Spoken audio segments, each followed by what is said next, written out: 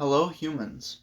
Today I wanted to talk a little bit about the history of the safety razor and why the King C. Gillette safety razor actually has a bigger place in history than you may think. So first thing first, the first quote-unquote safety razors come from the 1700s. They are originally razors that were literally just standard razors that were using some kind of safety guard in order to protect themselves.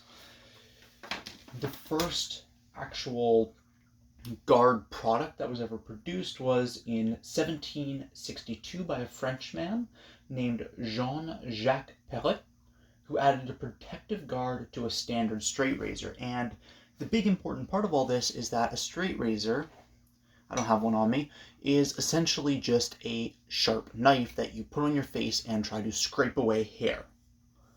Which means that for somebody who's not experienced in using one, it's extremely easy to injure yourself, whether that be cutting up your face or, in dramatic instances, actually doing permanent damage to yourself. Razor blades were no joke, and that led to a massive rise in professional barbers, which some people didn't really like very much. So there was a large push towards making a safer razor.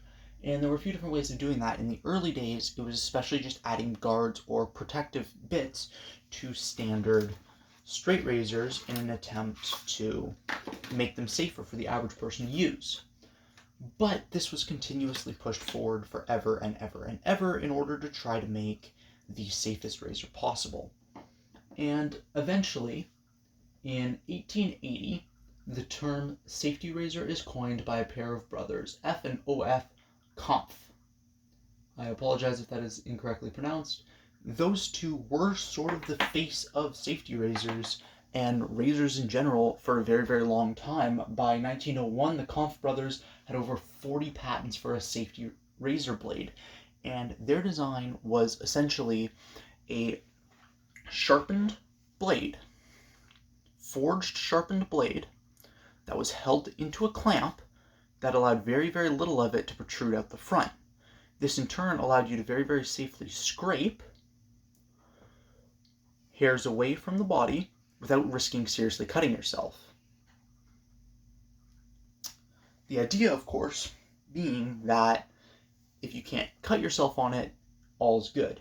The big issue with this type of blade is that it was still a forged steel blade, which meant that it continuously had to be stropped on a leather strop and sharpened over the course of its lifetime.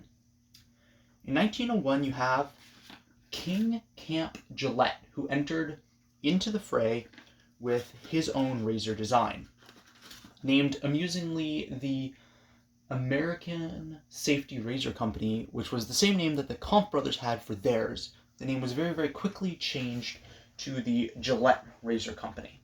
Gillette Safety Razor Company, apologies. And the big advantage with the Gillette razor blade was that it had a disposable blade.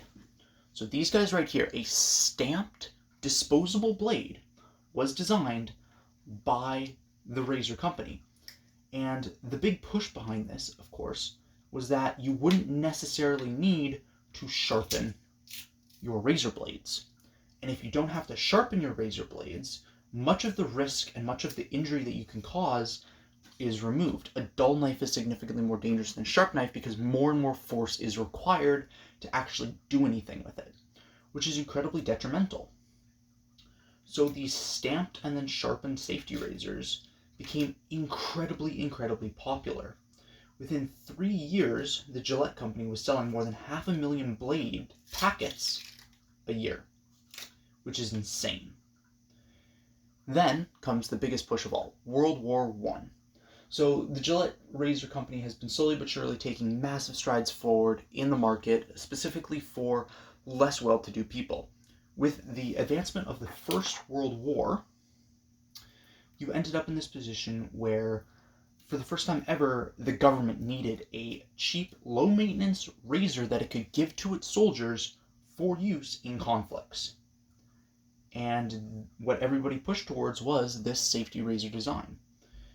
So one was added to every U.S. soldier's,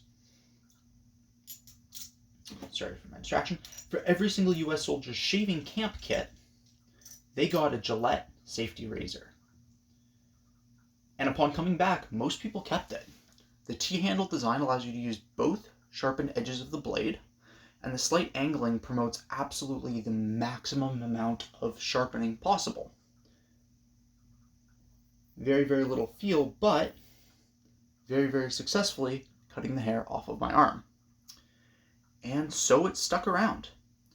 Eventually, in 1920, the patent for this particular design expired, and the Gillette company slowly and surely started pushing towards more and more advancements in the razor industry, which eventually led to the multi-bladed razors that have become extremely common today. But it all started right here, with a little bit of an idea and a realization that a safer razor would be one that you didn't keep around all of the time and didn't require continuous stropping. So yeah, there you go. It's a little bit of the history of razors. It's a little bit of a breakdown of this little guy. I hope you found it interesting. Stay safe and have fun out there, guys.